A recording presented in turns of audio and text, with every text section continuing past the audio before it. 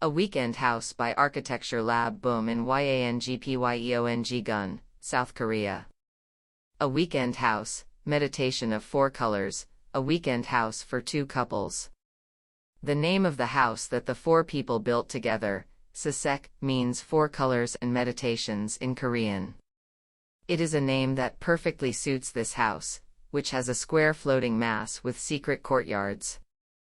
Being the simplest box, hoped that the weekend house would serve as a vessel to hold the life there and the things necessary for it. Engineering solutions to create 4.5 meters of cantilever for columnless terrace space and exposed concrete fences that create panoramic landscapes are invisible. The architectural form is extremely neutral, so it does not reveal itself or say anything. A surging landscape, looking at the yard from the party room on the first floor surrounded by transparent curtain walls, exposed concrete fences, and long eaves acrop the scenery along the line of sight, and the landscape is pushed inside with cinematic aspect ratio.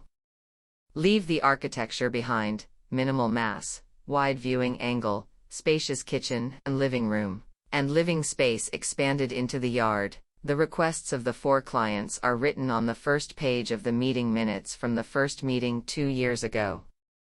Now, 2 years later, it seems somewhat like that. And as soon as I saw the next line, I couldn't help but smile. Eat, play, and be happy. If you look at the client's snapshots posted on social media, they are better than any architectural photos taken by a professional. Photos of people partying, swimming, having fun, and just being happy. I also feel so good when I see traces of architecture in the background. As expected, architecture is the best when it comes to background.